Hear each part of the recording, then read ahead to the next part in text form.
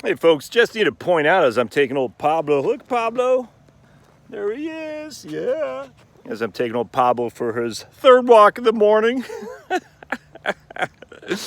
that I am not a bear by any stretch of the imagination. I don't think that,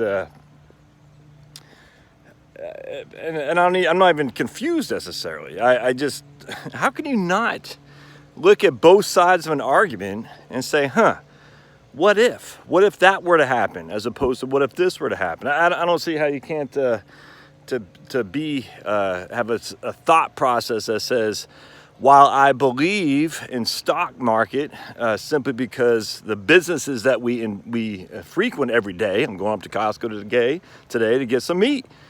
You know, their cost of goods sold on that meat is factored in the price, and the price is factored in to how much they pay their laborers, how much, if they even pay a dividend, I don't know, and ultimately the share price. I mean, that hasn't changed. So, I mean, to say I'm bearish on stocks would be insinuate that I don't think stocks have growth potential. I don't think so at all. I think at the end of the day, it's always earnings growth year over year plus dividends. What I said about the Japanese model showing us some sign is a counterpoint, which says, what if? And you always need to have a what if. It's okay to say, I don't know. And I think this way, but if I'm wrong, what is my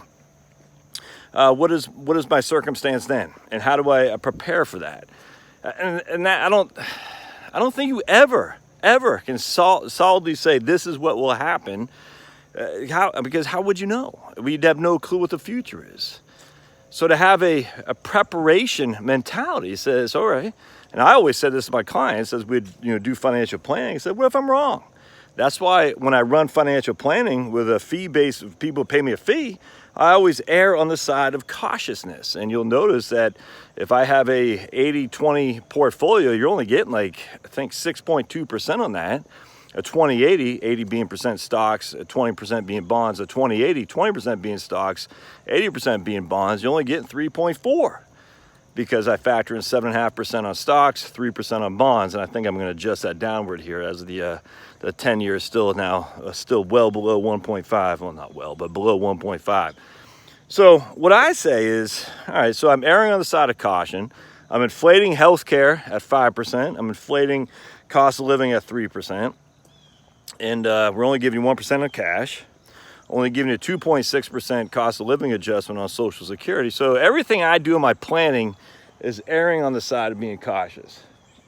Now, a deflationary would go against this too, but that's why I tell people keep cash, man. You got to have cash. And so what I'd probably suggest for folks, well, not probably, and I'll do a full video on this later on, for people who are looking at retirement, is that you need cash. You need stocks, you need cash, without question, because if we're wrong and the stocks don't give you 7.5, but do like the Nikkei in Japan, if that's all you got, you're in a world of hurt. Now, if you're just, younger, I'm 49, my man Choi Maddock is 40, do I suggest for him to be heavy in bonds? No, I don't suggest to him have any bonds. I have no bonds. Should my man have some cash? Yeah, absolutely. And you should too. Even if you're not retired, you should have a year or two of cash, more than just 3 to 6 months, but certainly a year or two. And that's where I'm saying that my hedge is. I want some money on the side in case things go right. Oh, here comes a dog. And I want that money being cash. I want cash and I want stocks. That way you're hedged on both sides. I quote unquote own my home.